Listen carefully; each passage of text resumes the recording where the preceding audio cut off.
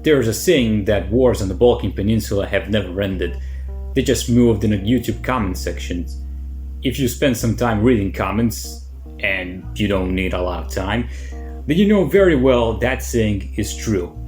Although I'd say the comments on Facebook, Twitter, and Reddit are much worse, but that's a whole other topic.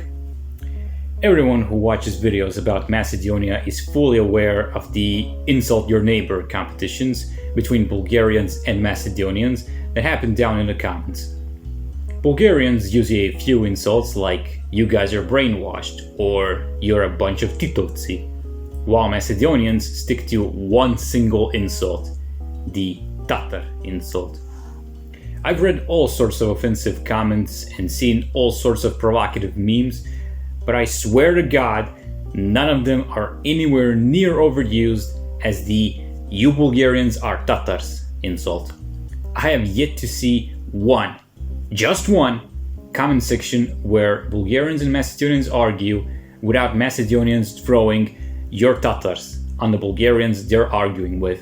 If I had a penny for every time I've seen Macedonians calling Bulgarians Tatars, I'd be Scrooge McDuck by now.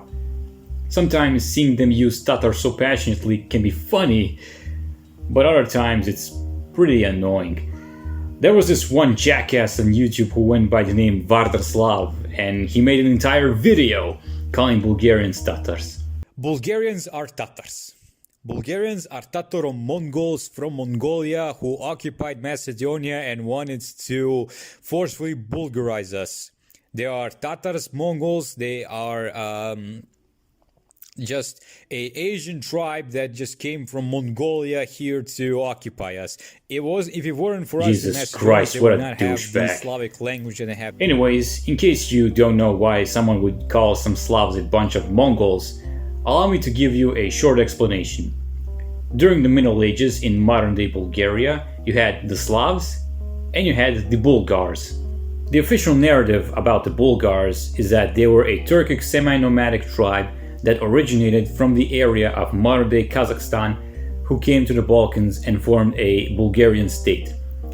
There are disputes on their racial character. Some Bulgarians today claim they were Finnic instead of Turkic, while others deny they were Mongolic in general, claiming the Bulgars were an Iranian tribe.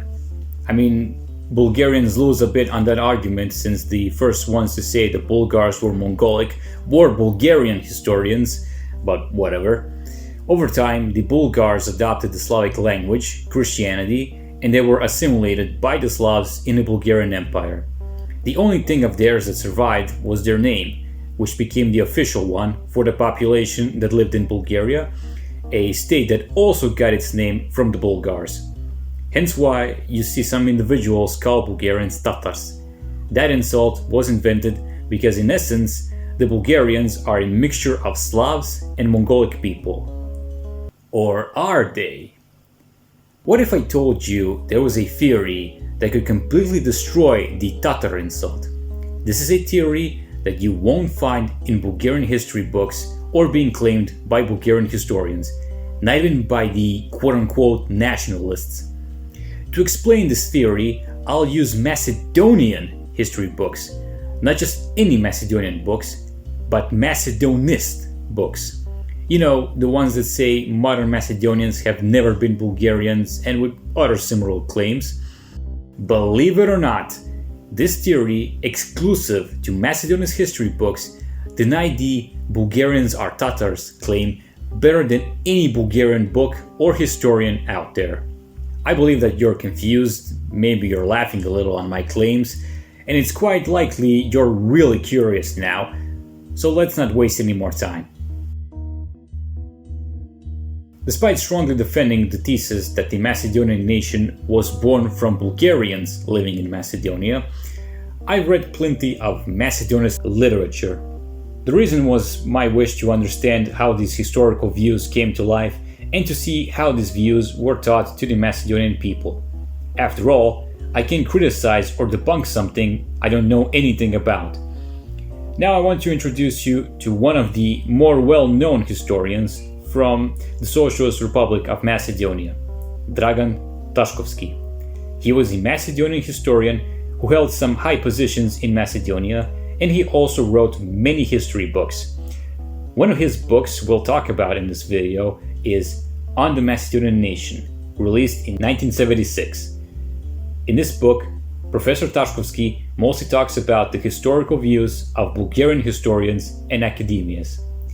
He was very critical of them, accusing them of denying the existence of the Macedonian nation and claiming that Macedonian Slavs were Bulgarians the entire time.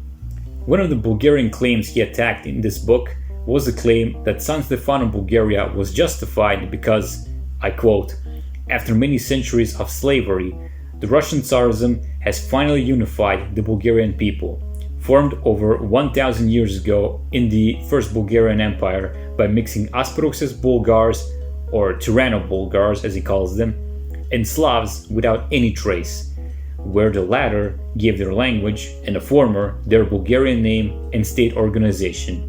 How did Dragan Tasksowski debunk this claim? Here's what he had to say.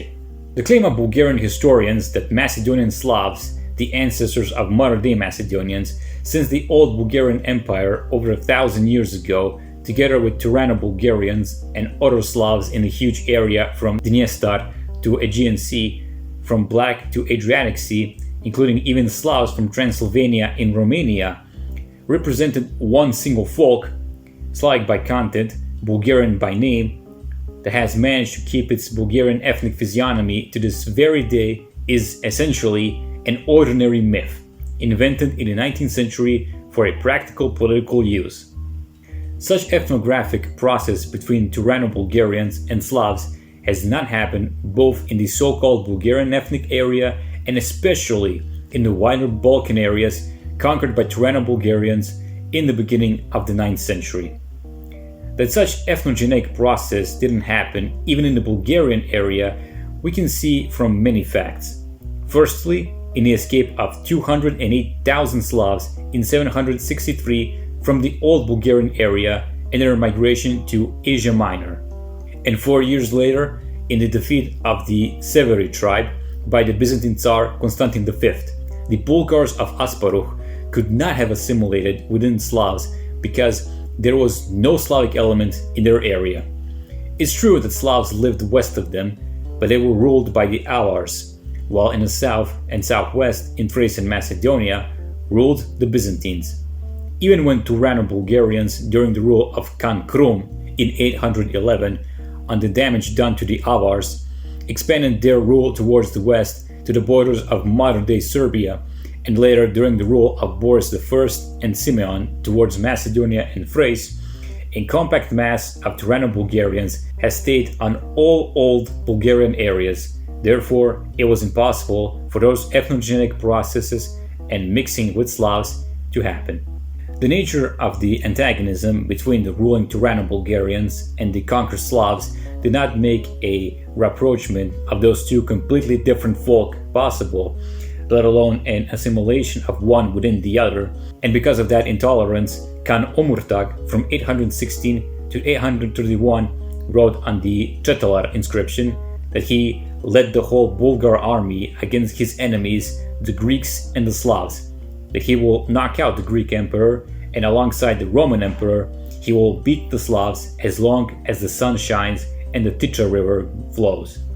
If such ethnogenic process happened, as written today by Bulgarian historians, then why would Omurtag beat Slavs if they were one people? What you just heard was a text from the book that I translated to English. If you think that part of the book was shocking, then wait until you hear this part.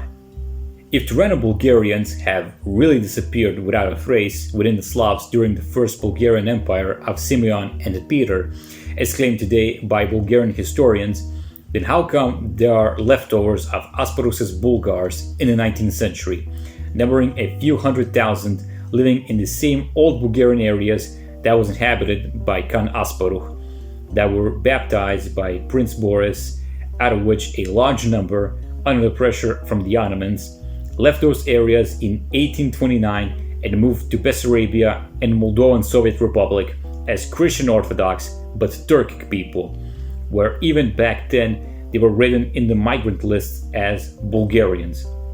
The ones that stayed and then lived in the Principality of Bulgaria during the 1880 census of the population asked categorically to be written as Old Bulgarians in the census lists, unlike the Slavic population, so their declaring was confusing in two ways. Firstly, among the Slavic inhabitants, who were under the influence of the Bulgarian national revival of the 19th century, believed that Turano-Bulgarians assimilated within them without a trace, and then when they saw that wasn't the case, since aside them the Turkic people also declared themselves as Bulgarians, came dilemmas of the authenticity of Bulgarianness, among which were the leftovers of Turano-Bulgarians. Secondly, which was interesting the most, this unexpected declaring of the Turkic people, the Gagas, as Old Bulgarians, but Christian Orthodox in faith, confused even the founders of Bulgarian history, Marin Drinov and Konstantin Ireček, who were left stunned once they saw what the census showed. So, as you just heard, the Bulgars were never assimilated by the Slavs, and they lived next to them for centuries, even during the 19th century. Since there was no mixing of Bulgars and Slavs, it would make absolutely no sense to say that modern-day Bulgarians have Tatar blood flowing through their veins. I have to remind you that those are words of Dragan Tasksowski, a Macedonian and Macedonist historian. This was something I couldn't find written by any Bulgarian historian. Now allow me to give you another example, just to show you how much hilarious this whole situation is. In 2000, a book titled The 10 Lies of Macedonism was published by the late Bulgarian historian Božidar Dimitrov. As the name of the book suggests, Professor Dimitrov took 10 lies from the Macedonian historiography and then debunked every single one of them. We're gonna focus on lie number 2, titled Pure Macedonian Slavs and Bulgarians Tatars. In that chapter, Božidar Dimitrov argues that the territory of modern-day Macedonia was, aside from Slavs, populated by Bulgars led by Khan Kuber, a relative of Khan Asparuh, and then was populated more by Bulgars led by Khan Krum in 811 when he defeated the Byzantines. His argument was that if Bulgars were Tatars, then the whole Macedonian population had Tatar origins. In other words, the Macedonians were Tatars as much, if not more, than Bulgarians. He also never denied that Bulgarians are a mixture of Bulgars and Slavs, but he did deny the claim that Bulgars were Tatars, who, according to him, were, I quote, a highly organized and highly civilized people of the European race. In that same year of 2000, a book named Who's Falsifying History? A Response to the 10 Lies of Macedonism by Božidar Dimitrov was written by a Macedonist from Pirin, Macedonia, named Georgi Radulov Radule. It was a Macedonist book whose goal was to debunk a book whose goal was to debunk Macedonism. Anyways, Professor Radulov tried to debunk the 10 lies of Macedonism chapter by chapter. Of course, that included chapter Pure Macedonian Slavs and Bulgarian Tatars, but he didn't address the claims that Macedonians have origins from Kuber's Bulgars or anything along those lines. No, he started chapter 2 with second lie, homogenization of Turco-Bulgars and Slavs into one people. In newer times, the Bulgarian historians have created a myth of Slavization of Turco-Bulgars, but that doesn't fit within the historical truth. Their descendants are most likely the Gagas and Turks in northeast Bulgaria. Georgi Radulov points out that there is an ethnographic map made by Guillaume Lejeune in 1861 showing this area inhabited by Turks, the same area that was inhabited by Bulgars since the 7th century. He then adds that the 1880 census showed the inhabitants there being Turks by a long shot, with some places not even having Slavic-speaking people. Afterwards, he wrote that he wanted to know how come this specific area, and only this specific area of the Balkans, was inhabited by so many Turks. There are two historian explanations for that addressed in the book, but the author doesn't believe in either of them. To quote from the book, one claims that these are Turks settled there by Byzantium, but he does not even take into account that in that period indicated by him, Kalyan's Bulgaria was there and the Byzantine authorities could not settle their captives. Other one claims that they are Turks settled during the Ottoman rule. When they have to explain how the Gagas, a Turkic-speaking but Christian Orthodox people, appeared in his lands, they say that these are Turks who converted to Christianity. These authors are completely unaware that if any Muslim converts to Christianity, in accordance with Muslim tradition, the head of the family is killed and the wife and children sold into slavery. Another thing Professor Radulov wants to know is where have these alleged Slavonized Turco-Bulgars go from those places and how come those places became inhabited by Turks. He also mentions some historians who claim that those people are leftovers of Asparusist Bulgars and who claim that they've heard stories from the local population that they came from the north side of the Danube River and then ruled these lands for a long time, until first came the Greeks and then the Turks. As you can see, a Macedonist from Pirin, Macedonia is completely denying that the Bulgars were assimilated by the Slavs. So the whole situation goes like this. I'm a mixture of Slavs and Bulgars. No, you're not. You're a pure Slav. This has to be some of the funniest things I've ever seen reading history. You have Macedonians calling Bulgarians Tatars. Bulgarians deny they have Tatar ancestry, unlike Bulgarian historians who say they are a mixture of Slavs and Bulgars, which is denied by Macedonian historians. I guess the moral of the story is, next time you see someone call you a Tatar, just point out it's Macedonian historians who deny the Mongolic ancestry of Bulgarians better than any Bulgarian ever has. That's pretty much everything I have for this video. If you want, you can comment down below what you think of this theory. Thank you for watching. I hope this was worth your time, and I'll see you in the next video. Goodbye.